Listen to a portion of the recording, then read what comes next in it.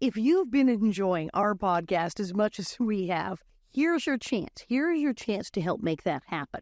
By becoming a Patreon subscriber, not only will you help the Little House on the Prairie 50th Anniversary podcast to live on, but you'll also get exclusive content just for you. Here's what's in store for you.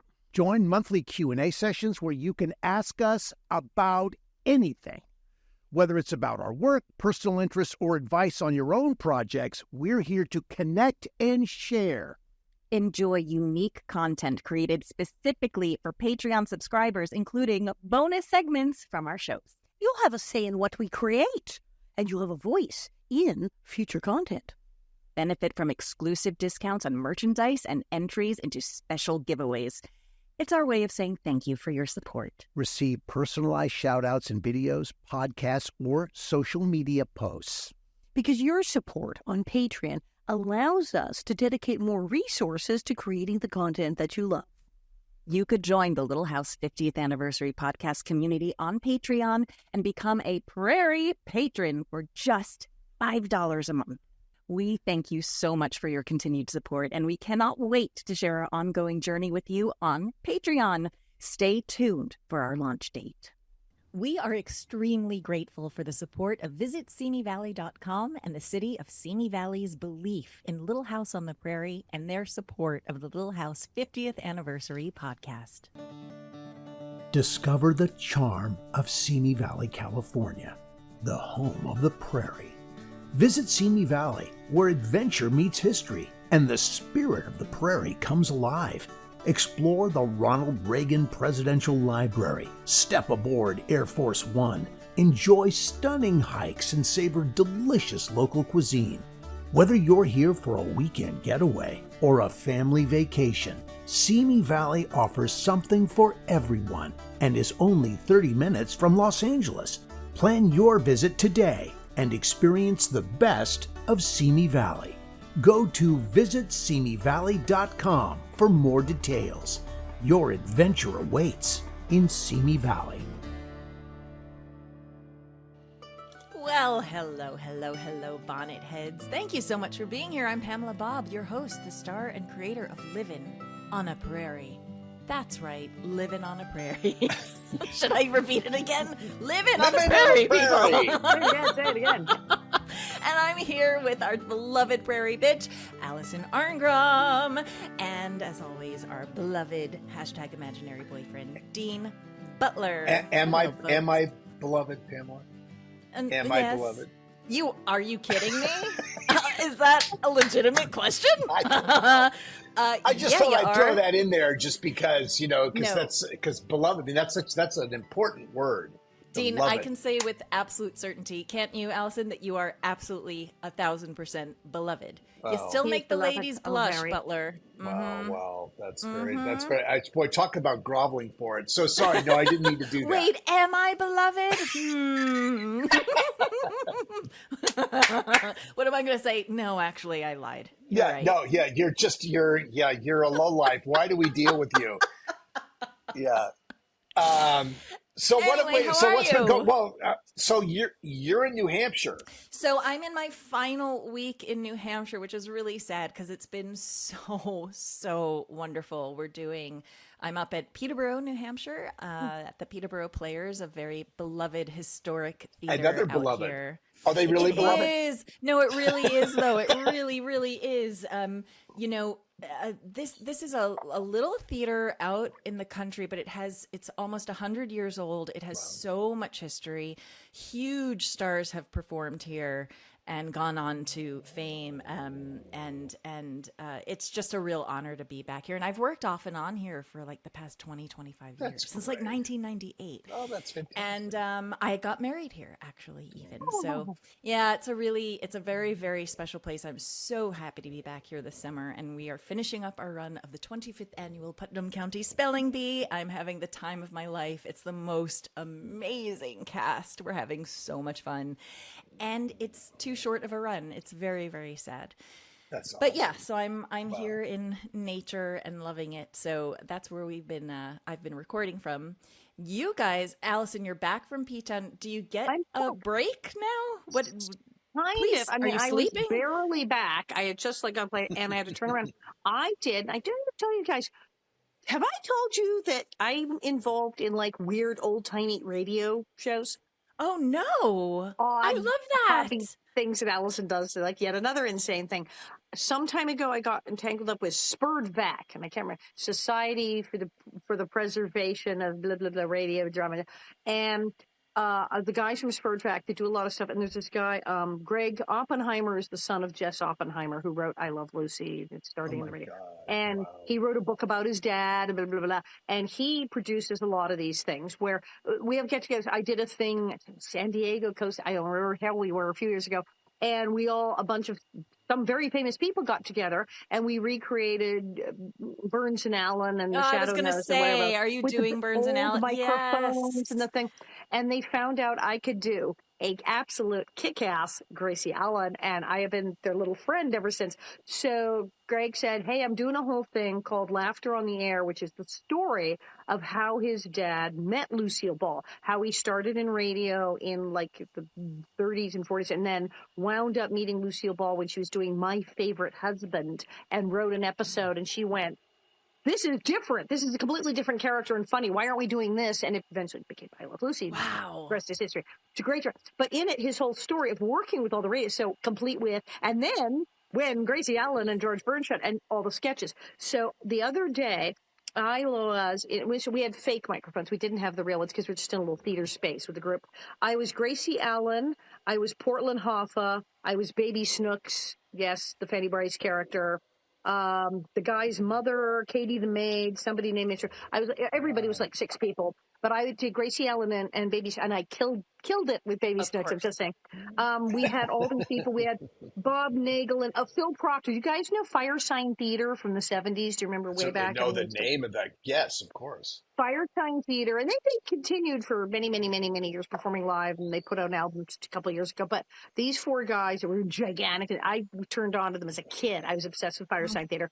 And I got to become friends with Phil Proctor. I met him on like a game show, and then I had him on my show, and he's been a fan of mine for years. It's the Mutual Fan Club Admiration Society. And Phil Proctor is one of the funniest people living.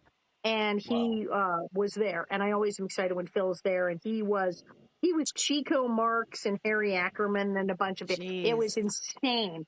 But really? Yeah, I got to work with, and Meskimen, the guy from Whose Line Is It Anyway? Jim Meskimen, and a whole bunch of other people.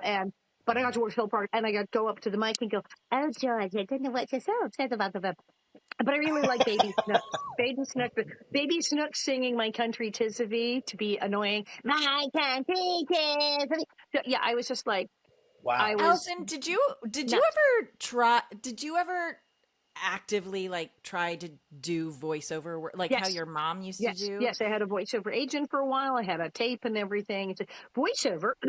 And even in my mother's time now, as they say, hard to get it. What happens is there's often 9 people. The story I was told when I took a very, very posh voiceover class from one of the most famous voiceover people, he said, there's usually like 9 people in voiceover doing all the cartoons and all the stuff.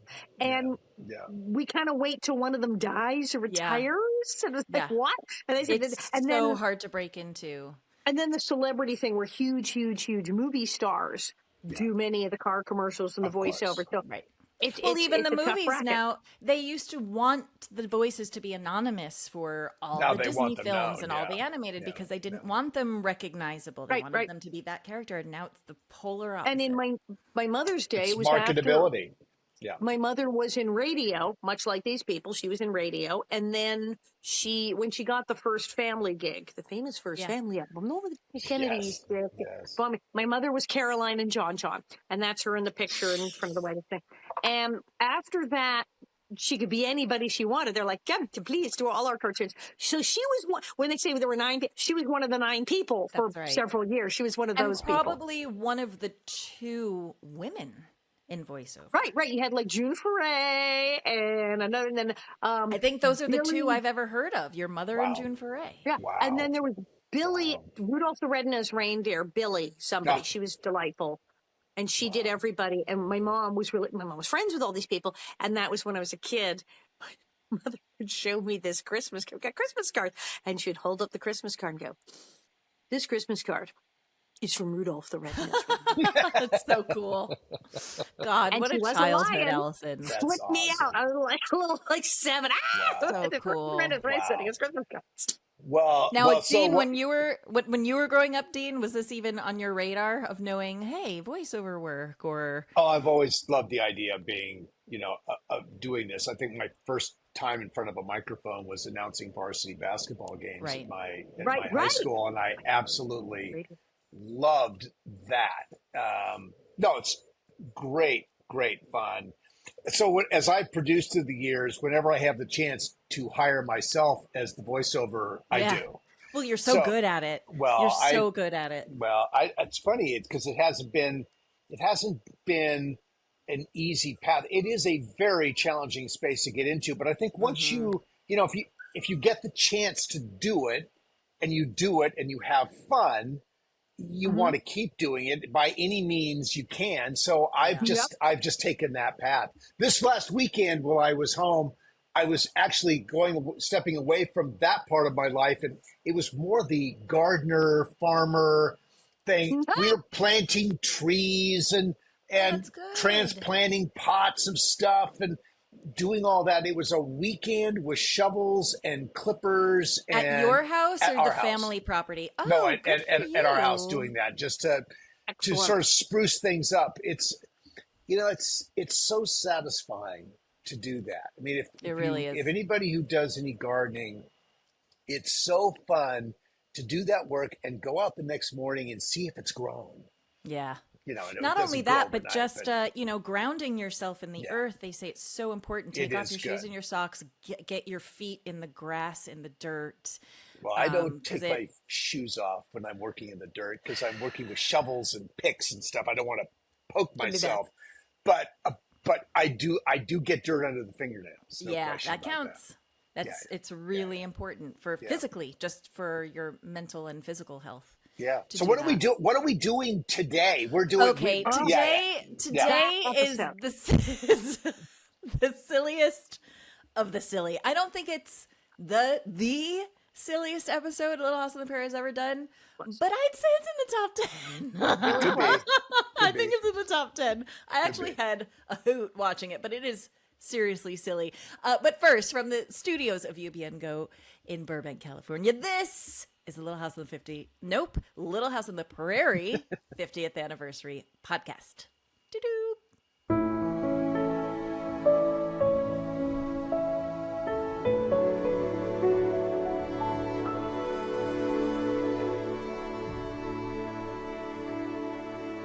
Okay, we're back. We're going to talk silly episode. Dean, hit it. What's the title? So, season 4, episode 11, Meet Me at the Fair. Meet Me at the Fair premiered on November 28th, 1977, written by Arthur Heineman from a story by Bradley and Ray Berwick, and Arthur Heineman, directed, as so many episodes were, by William F. Claxton. Okay, so this is interesting because this is a writer that I'm not as familiar with, and likewise, this episode is not a normal episode for Little House on the Prairie. And I wonder, a short story? What was the story? Was it a short story? Was it where did this come from? Where did it come from? And why? Yeah, Bradley Ray Berwick is a name I'm familiar with. Arthur Heineman is, we've talked about other episodes that Arthur Heineman has written, but this is Meet Me at the Fair is a very unusual. It's a one-off episode in the Little House canon. Yeah. I believe someone got a deal on a hot air balloon and needed to use it. And they wrote this episode. Because I would not be surprised by that. Completely silly. There's so many plot holes and dopey things and characters doing things that are not in character and just acting like idiots for a whole hour that I was like, somebody gave them a free hot air balloon and they had to use it. What's the synopsis of this hot episode? Air balloon for everything that's got. It's the first shot we see in the episode. Is this hot air balloon. Yeah. Okay. So Hit what's it, what's the Alison. synopsis Allegedly of this? Yeah. The Ingalls and the Olsons go to the fair because for some reason everyone has to go. Okay, what they kind of is that apparently, which is not totally explained until you get there, everyone had entered a pickle contest or pie contest or thing. Mary had an entry in the fair, and both Mrs. Olson and Carol had entered a pickling contest. So I guess that's why they had to drive all the way out to this place, which they say is called Redwood City, which we've never really heard of except in the Centennial episode. The taxes. Previous episode. City. From Redwood City. That's What is wrong with Redwood City? Okay, so they go to the fair. Everyone has a busy day. Mary finds her friend Patrick, who just happens Who's to be Patrick? Who's We Patrick? don't know. Patrick. Never seen before, never seen again. In the vortex. And He's he's in the cute, vortex. And she's like, oh yeah, we're going to meet at the fair because apparently what? They were texting? How does she know he's there? How did they arrange to meet? This makes absolutely no sense whatsoever. All right. Laura plays a shell game. Hi. Gambling. They're gambling, and they've abandoned the children to wander the carnies and pickpocket-filled area. And so Laura is now playing a shell game, which is like illegal. She's a minor. Okay. And uses up her... Laura is gambling on a con artist shell game. Nobody thinks this is bad. Okay. And there's a running gag with a pickpocket. There's a pickpocket that's working throughout the and episode. an Eleanor Roosevelt lookalike who's trailing him that we don't know there's why. This dude with the box where he snatches people's things and sticks them in the box. But there's Yes. this cute little old lady following. Oh, I'm so innocent. But we all know where that's going, don't we? So Laura has to make money. So she takes a job at the carnival that her family is attending. Doesn't go back to her parents and go, I was gambling on the shell game, which I know I'm not supposed to be. I lost my... No, she takes a job in the dunking booth without parental permission or asking any an questions hour. about that. I'd do it too. Yeah. Which is like an insane amount of money. Isn't that what Paul makes at the mill in a week? Why is it $1 so. an hour? Okay. Yeah. Nellie, of course, comes along to taunt her, and Laura tells her the game is rigged and nothing will happen. Well, actually, Nellie goes, it's rigged. It can't be. It can't be because Nellie can't hit the side of a barn. So she says, oh, yeah, it's totally safe. And, of course, Nellie gets done. This was the only good thing in this episode. We were shooting this. It was 1 billion degrees, and I, thank God, got dunked into a tank of water at the end of the day. I was so happy. Also, now, regarding Nellie and the fair, it does have one of my favorite lines. Laura says, Nellie Olson says she's going up in the balloon. And Caroline says, Nellie Olson says a lot of things. That's fine to me. Caroline's trying to get her entries registered in the canned vegetables, so Carrie has to wait with her. Yes, because Carrie is a child and cannot be alone. But, of course, they forget about that. Charles and Nell rope and ride a wild mule. Oh, excuse me, wild jackasses, as they refer to them. Jackass. That was happening. They win In fact, money. the quote is, turn out the jackasses. That's what they say. A ringtone on my phone. I want to turn up the jackasses to be a ringtone on my phone. They win money. Again, everyone is gambling and becoming employed by the fair. What is going on? Her parents ask Laura to take Carrie to the merry-go-round. That's her first reasonable request, yes. And so while they're in line, of course, the balloon starts to lift off. Laura goes to watch it, leaving Carrie with no money. Carrie alone, abandoned. She repeatedly abandons Carrie and allows her to get lost. She's already lost the dog. We don't know where the dog is at this point. The dog has run off somewhere. Bandit ran away. Yeah. Because nobody's watching the dog. Charles gets angry at Carrie, and then if you find Bandit, tether him to the wagon because we don't know where the dog is. And of course, the dog is gone. Laura sees Bandit, and again, leaving Carrie. Carrie, of course, wanders off, sees the balloon basket, and gets in, and we all know where that goes. Now, again, do you remember in, some years ago, Balloon Boy? There was that various weird kind of crackpotty family, and the little boy supposedly was up in the Mylar balloon. It turned out he wasn't. It was a hoax. It was all weird. But Balloon Boy, Carrie did it first. And we all know Carrie fell in the well or down that pipe, that mine shaft. Yes. Years before poor baby Jessica got stuck in a pipe in her yard and had to be rescued. Carrie does it first. Baby Jessica, Balloon Boy, Carrie did it first. Well ahead of her time. Yes. But yeah, they go to the fair and it's an old Tucson, and I guess because they need to use this balloon, and everything is just wrong. I mean, okay. In real life, we know from reading the books and history, the Ingalls were very strict. Was it by the shores of Silver Lake when there's the railroad men? Right. We know that Ma said, don't go near the railroad men. You girls stick together. Don't talk to strangers. They arrive at the fair. They say, the girls are fighting. Why don't you two spend as little time together as possible today? Why don't you split up? Yeah, I have a great idea. We're in a crowded area. including carnies and pickpockets. Yeah, And don't do me a favor. Don't stick together. I know it's wild from the beginning. Then we see cute little cutie patootie Patrick, 16-year-old blonde boy Patrick. We never see him again. He enters the vortex as soon as the show is over.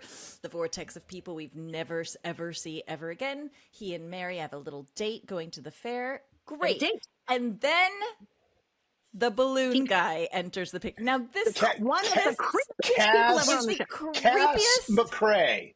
Okay. Now, was it McCrae? So much was that a Kent McCrae joke? Was that a Kent McCrae joke? I think it is. I think it. Yeah. Yeah. I think so.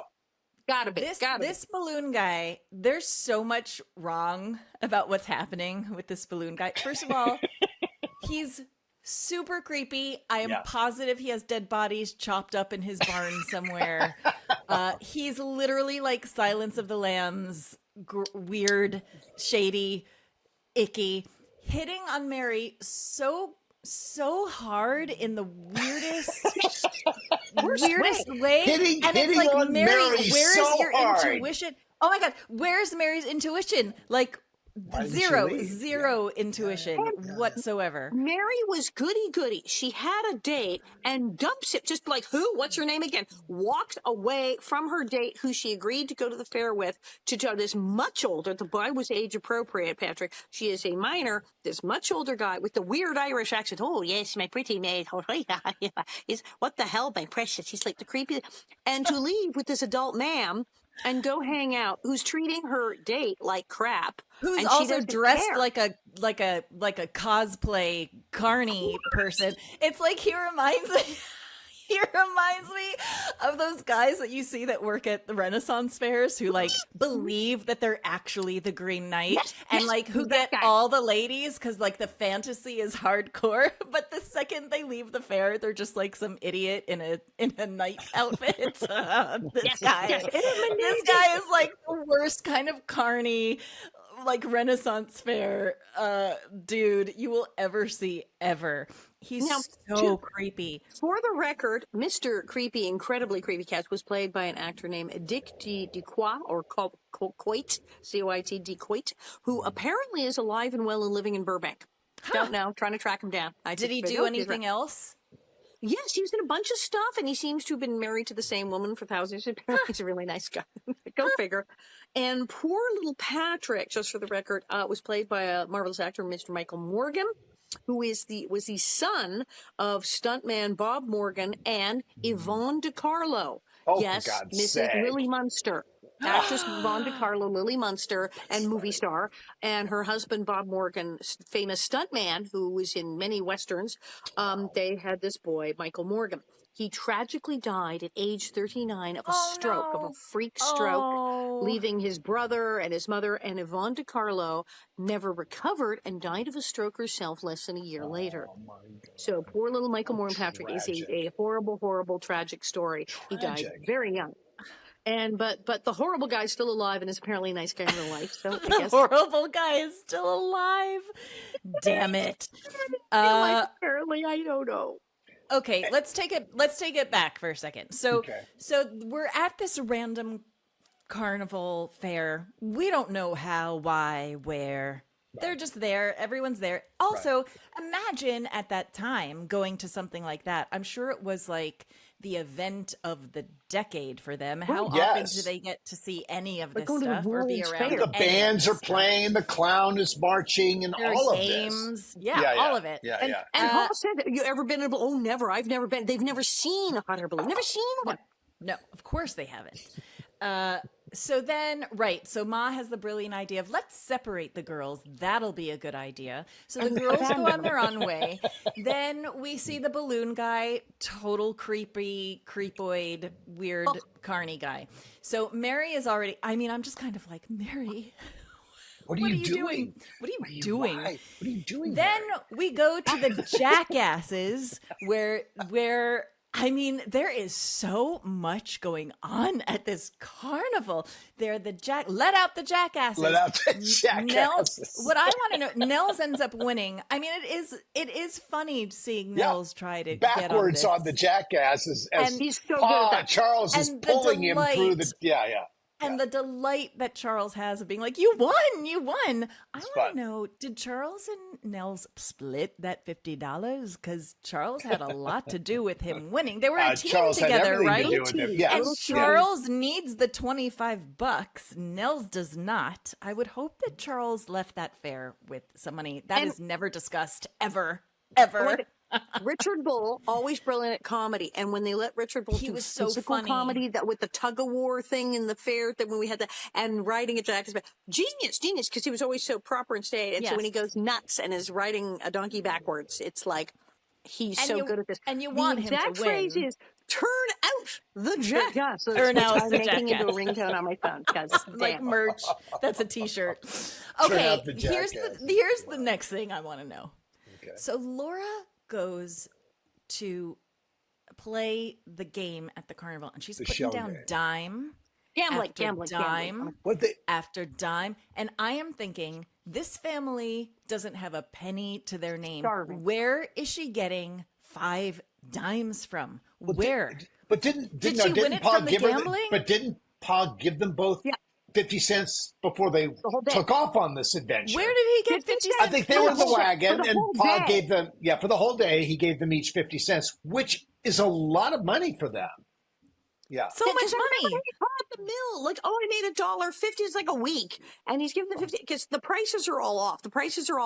Because a slate pencil's 2 cents. Right. And so Pa's why was the making game 10 cents each for a game? I thought that was really exorbitant. And the merry-go-round, wasn't the merry-go-round 50 cents? The merry-go-round Yes. was 50 cents. I'm sorry. And the balloon was $1 or something. It made no sense. It made no sense because they talk about needing $1 to like pay for some huge thing.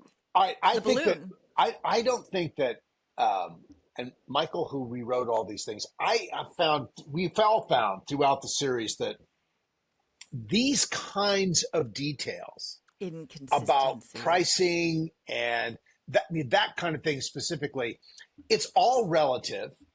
And Michael sees these shows as each in a box, and they are their own independent little world. And they happen, obviously there are threads that get pulled through the series, but this is one of those things. There's no thread being pulled other than the obnoxious relationship with Nellie and Laura, and the jealousy of Harriet and Caroline, and the friendship of Nels and Charles, that's the vulnerability of Carrie, that we see all that.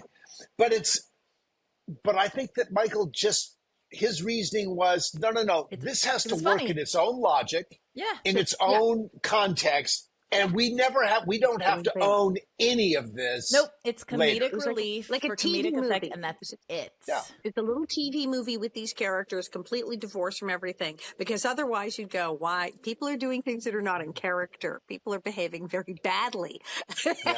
Yeah. So, what is happening? So now we're back with Renaissance man, balloon guy, Renaissance fair guy, cosplay guy, who says, and I quote, "Mary, would you say yes to something if I asked you?"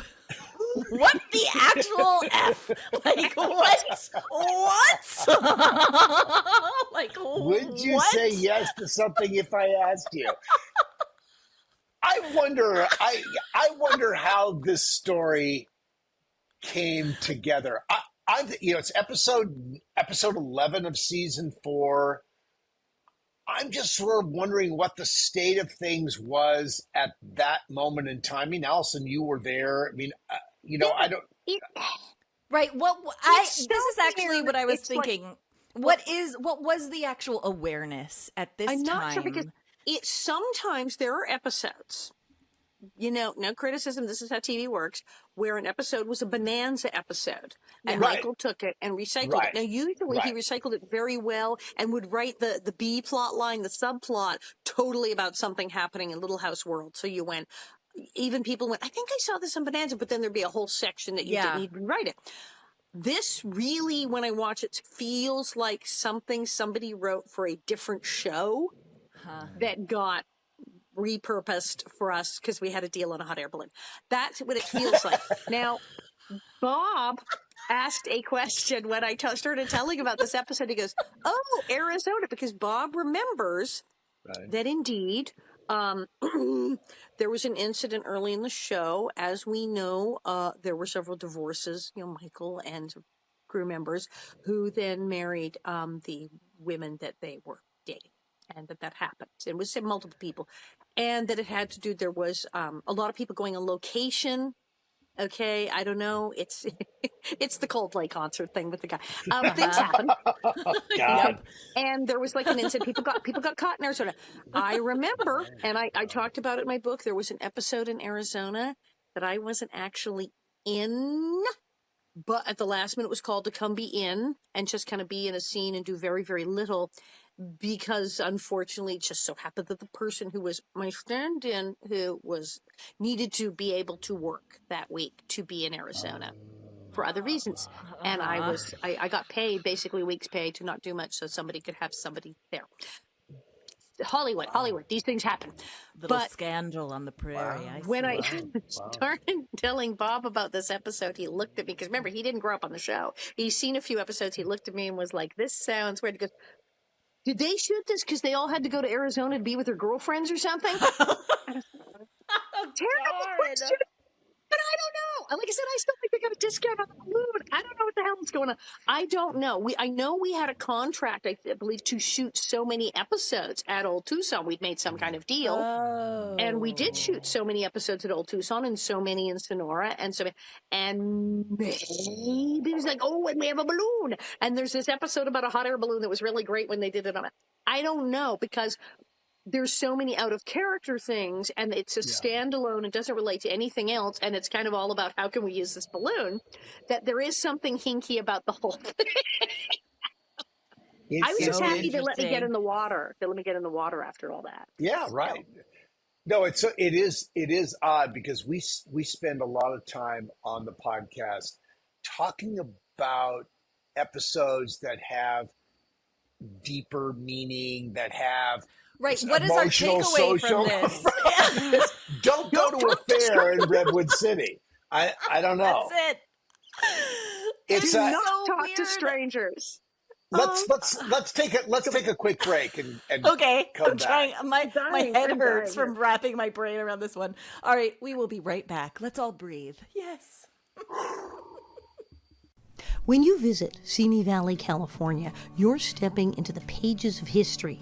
Go from the pioneers to the presidents. Explore beautiful wildflowers, hike through iconic Hollywood locations, and end your day aboard the actual Air Force One at the Ronald Reagan Presidential Library and Museum. Throughout the summer, take the Little House 50th Anniversary Tour at Big Sky Movie Ranch. Less than 15 minutes from Los Angeles and 30 minutes from Universal Studios, Simi Valley has small-town charm with big-time history. Go to visitsimivalley.com for more information. We are so grateful to visitsimivalley.com for their commitment to presenting the Little House 50th Anniversary podcast. Okay, we are back. Where are we now? So now we're in the dunking booth where Thank Laura heavens. has swindled Allison to persuade her to cheat her and tell her that no, the thing is rigged. You go and you can make 50 cents if you get on this thing. And then of course the boys come and dunk her in the water. Because Nellie needs to I be think dunked, and it was 1,000,000 degrees, and I was so happy. I was so happy because I was miserable and hot. And they said, and now we will fling you in a tank of water. I said, yes, please. And Okay, go ahead. I was going to say, and poor Carrie is just stuck online with Ma while everyone else is having fun. I do feel Right. bad for her this episode. With all the slack I give Carrie, I will give her this one. Dean, what were you going to say? Well, no, I was just going to say, I mean, there's all this. We're at the food area, and Ma wins and Harriet doesn't, and then we have these other names of other people who win who we don't know, who just sort of like why are we doing that? And it's just sort of odd. Mary's upset because she doesn't win, but then you've got the Cass McRae is telling her that it doesn't matter and blah blah blah blah. I think the moment we need to get to, which is really where this is a cast of thousands. I gotta believe this episode was massively expensive to shoot. Yeah. Well, Just the look parades and at the carnies bodies and- that are there. It was look, Little House was shot, probably average budget around $750,000 an episode in those days, which today it'd be nothing. You can't shoot the commercial, the promo for 750, but episodes were shot for 750, and they were so efficient with budget. I gotta believe this was one of those things you said, okay, we're going to do this show. We're going to spend a little more than 750 now because we've got all these bodies. I mean, everywhere you look, there are 100 people. Yeah. I mean, it's really incredible. And for so little story, there's so much production.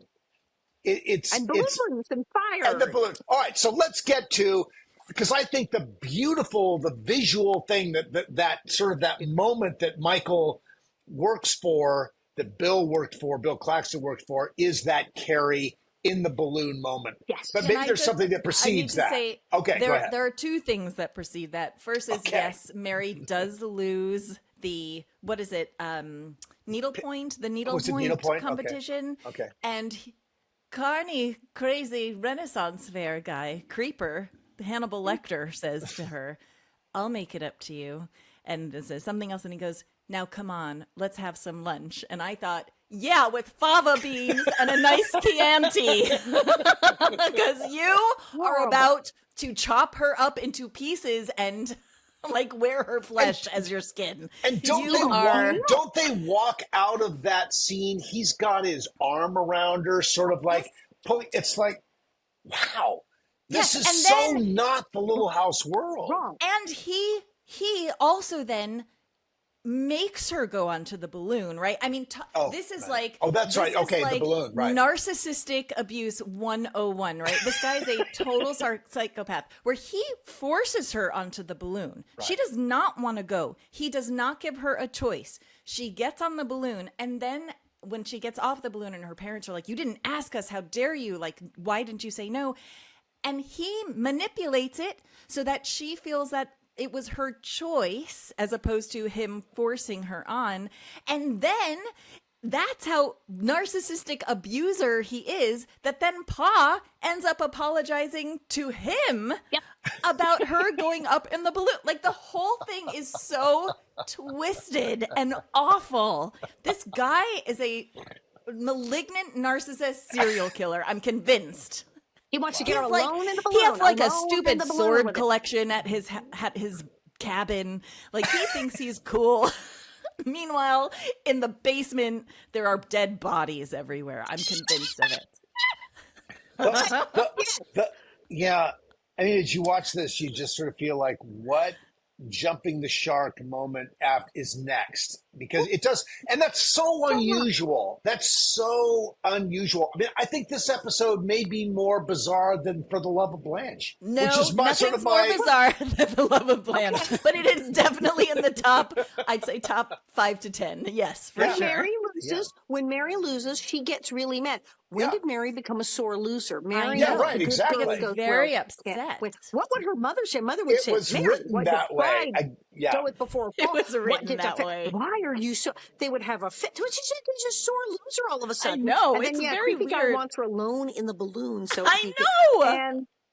And then her parents said, and she's like, why didn't you ask us? Because you're nowhere to be found, because you left and abandoned your children and the dog. And that's correct. It's so bad.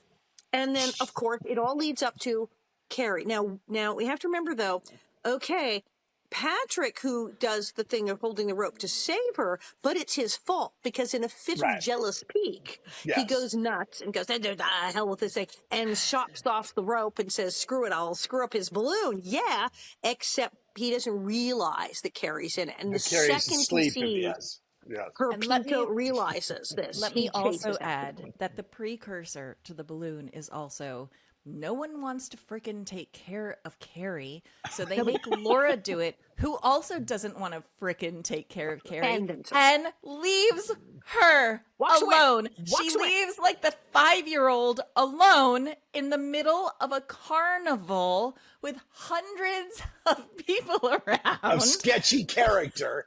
Yeah. No, it's very interesting. It's very interesting. Just walks away, like twice, like multiple times. Yes. So Carrie's in the balloon, and the guy, Patrick, to his credit, goes, "Oh, what have I done?" The baby's in the thing. Grabs the rope, drags himself across the ground, practically kills himself trying to save her. So, okay, redeem. And then everybody shows up and flips out. Mind you, serial killer Cass is like, my balloon. Right. Because he could care less. And then Ingalls and the fire department, because we're now quite rightly, because fire keeps the balloon up. Now, the fire department work there in Redwood City.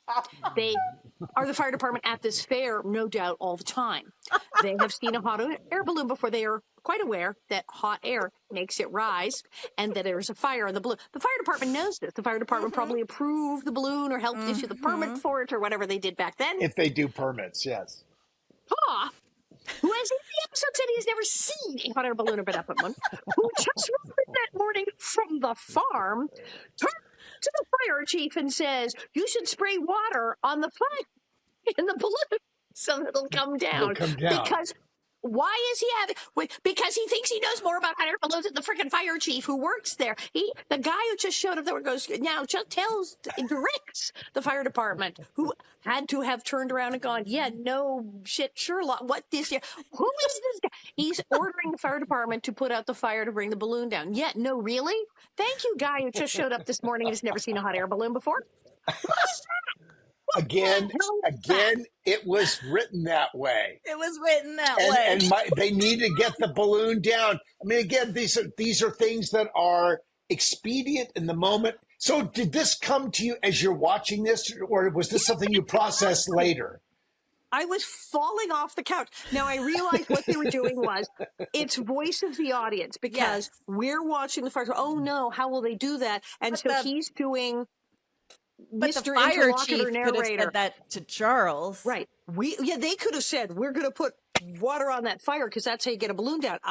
But it was the moment they go, "Don't worry, I see you. They're going to put water on the fire in the balloon." That's what that was. That was like that. But then they get there, and when it all comes down, and Carrie's fine, and things was and they're all hysterical, and nobody's yelling at the parents, "Why did you leave your child alone?" They did kind of yell at them. Yeah. Cass is totally heartless. He's like, my balloon. Never mind the kid. So he reveals himself to be rotten. And Mary finally kind of goes, ugh. And then she goes, obvious from the beginning, but okay. Patrick's the one who cut the rope and sent her baby sister off into space. But now, they went he off did panic and together. then tried to save her. But it is his fault that it happened. He tried to save her. He tried to fix the problem he caused. What's wrong with these people? What's wrong with these people? No, it's super bizarre. I also wanted to know that. So shouldn't someone have gotten sued for that for that balloon? I was like, do they have litigation on the prairie? Litigation on the prairie. Adam Kendall hasn't shown up to become a lawyer yet. Right, exactly. Or they would have sued people their pants off. It is interesting. So so this was 48 minutes of television on a Monday night. These are 48 minutes we'll never get back. Yeah. But I will say, I did laugh at this episode. I mean, I did laugh. It was so bizarrely silly. And I also cringed because Renaissance Fair Hannibal Lecter was... Yeah. But as always with all Little House episodes, wonderfully produced. I mean, all the photography is beautiful. David Rose's music is appropriately carny, creepy in moments, fun and silly in other moments. I mean, it all comes together, but it's moving so fast, you don't want to stop and think about it too much. No, there's nothing to think about. And at the end, Catherine McGregor, and I swear to God, this had to have been an ad lib because nothing's really happening. She yells at Nellie and Willie, who aren't actually doing anything. The wagon, just stop that. It was just so she could do that. She probably just did it to have something to do in the wagon. But I'm it's sitting fabulous. here giggling because I'm looking at our notes, Dean, and you just wrote, "The end. No earth-shattering themes." My note is when the dog finally shows up, because again, the dog is running. They were going to leave the dog. They were going to leave without the dog. And I wrote, "Dumb dog as well. Boo." That's my note. Boo. And the dog is also stupid. Boo. That was my note. Now, again, I do not think this episode was as bad as a few others. Blanche taking the top. I think the one what's the title of it where Jason Bateman almost dies and Pa grows a beard and makes a tower to Jesus. He was only 12. He was only 12. That one is rough. There are a couple of really rough ones later on. I don't think this is as rough as those were, but okay, it certainly was bananas, right? Yeah. No, it doesn't make a lot of sense. I mean, it's asking us to believe that these people who we've come to know in a particular way, I mean, we're all capable of making bad decisions. It's like everybody made bad decisions throughout the episodes. Everyone's making bad decisions. Over and over and over again. And then they leave happily and drive home before it gets dark. It's a miracle that they all ended up back together in one piece together. Yeah. Allison, and there wasn't a moment. Yeah, they didn't say, wow, next time we go to the fair, let's all be more careful. Yeah, right. But, okay. So 2 questions. Allison, this must have been for kids. It must have been really fun filming this. Well, I mean, with all the carnival stuff Tucson alone. is so hot. It's my God. Just Oppressively hot. Nightmarishly hot. Because like I said, it's like, please, can I be in the dunk tank now? Can we throw me in the dunk tank? Got it. Yeah. Oh, and those poor extras and the clown outfits. All that. Boy. All that. No, it's hot time. I had gallons of water, and there must have been cases of sea breeze on the set. And what about week. the animals? How did they make sure the animals are okay? I they think got rules for the animals. I think the wranglers are pretty good on all Take that. them in the shade. Yeah. But it was brutal. We did get ice cream. Willie and I had ice cream. Yeah. That was nice. That was nice. Literally, as I was watching it, I was like, "Oh, they're so happy they're eating ice cream right now." Yeah, it was hard to do. Now, it was fun. I mean, the crowd scenes are hard to shoot, and you know that things had to be done over and over and over again with the people, especially with the pickpocket chase. And yes, at the end, the little old lady sits down and now I take all of your money you stole all day. Well, that was odd too. great. Of like the pickpockets actually don't get in trouble. She just steals his fine. Like she steals more. So I was like, yeah. Where's the morality? Yeah, no one learns anything good in this episode. No one. Yeah. So then it was hot, and you had to do stuff over and over again because you have a million crowds. So you'd have to say, everybody, okay, no, wait, you have to let the pickpocket through. No, wait, everybody stop because the wagon. No, everybody stop because you had the lead people doing things with crowd milling. So how many retakes did that all take? So it was a pain to film things over and over in the blistering heat and the stuff. And so did it take it was 5 hard. days or 7 days of per episode? Oh, it would have been 7. I mean, it would have been 6 or 7 days, I would think. I mean, there was a lot going on. 3 or 4 out there, maybe 3 or 4, maybe, because we were trying to be efficient, but it was just hot and miserable and crowded. Now there were fun things because there were candy apples and things, and if there was pie or candy apples or ice cream, damn well I got the dog stole a candy apple. Bandit stole a candy apple. Okay, so then my other question is because again, we're watching this in 2025 eyes right now, right? Which we know a lot more now about sexual predators, shall we say, or the treatment of ladies, or like if a guy is coming on like we're much more. But part of me thinks in 1977 we weren't idiots, were we? I mean, or was it so not a part of the cultural conversation yet of creepy guy hitting on young girl? Like, what was this just generally accepted? What was that? No, people let stuff slide for TV. I think this is bad because Ma Ingalls in the 1800s would not have permitted this. Yeah. She would have said, why are you talking to a strange man? Right. I mean, none of that was allowed. All the episodes where Laura goes fishing with middle-aged bankers and doesn't tell her parents who they are. No, of course not. There's endless stories in the books, endless stories from Laura's life where her mother said, oh my God, get in the house. Why are you talking to a strange man? Exactly. That was not allowed. But was there something about the 1970s where it was more like it? Was it just not a thing? I mean, because it just strikes me as so strange. People talk a lot of post-60s era. It'll be fine.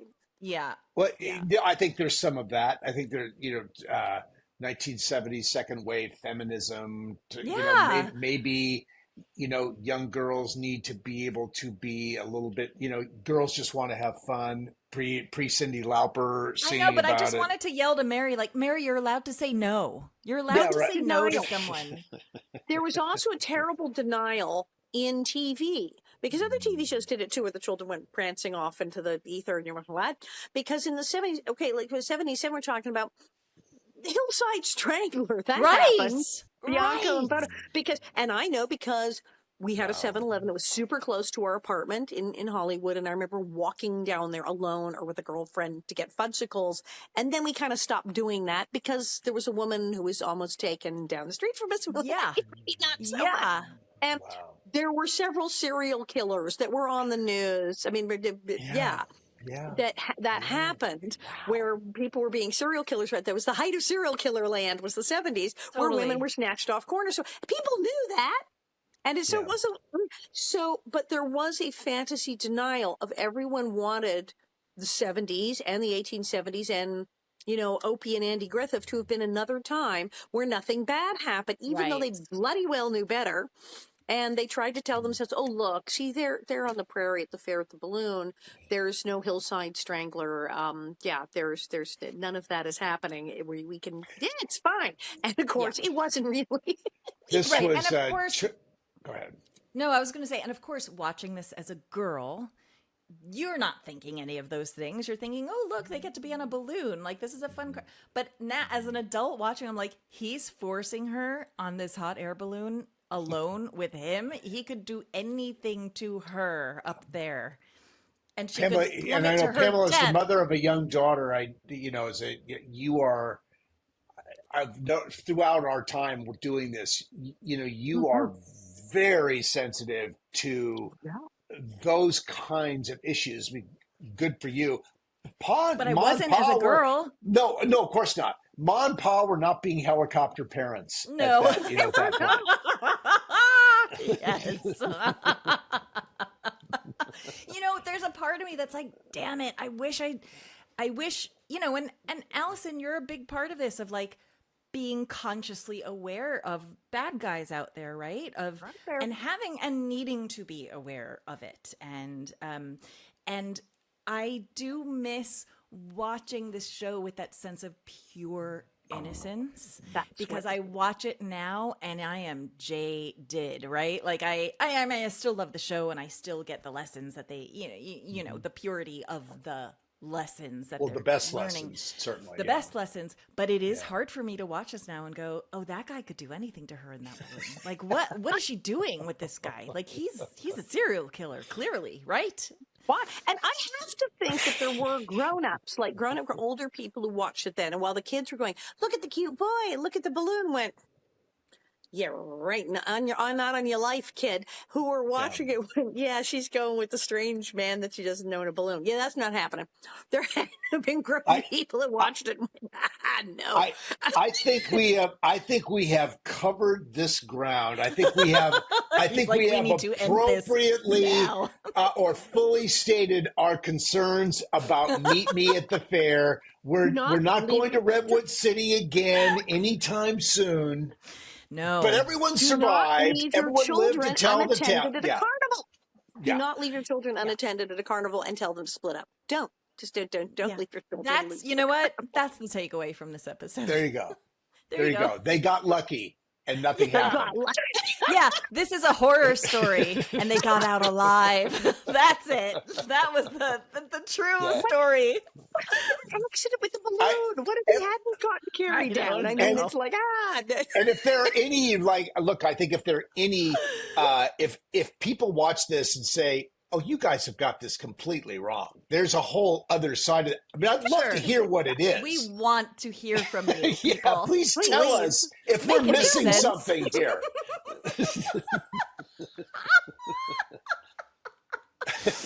All right. So anyway, Pamela, send us to the exit. We're ending this now. God. All right, everybody. This is a very silly episode. Thank you for joining us. Join us on socials, Little House 50 Podcast, or on our website, littlehouse50podcast.com. All of our stuff is on there. All of our recent goings-ons and future goings-ons will be in the show notes as well. Thank you for joining us. We do want to hear from you if you have another takeaway from this episode that we seem to be missing somehow. But the horror story of meet me at the fair. Anyway, thanks guys so much. We'll see you next time. Bob, get the wig. Let's fly. Not in an hot air balloon. Not an hot air balloon.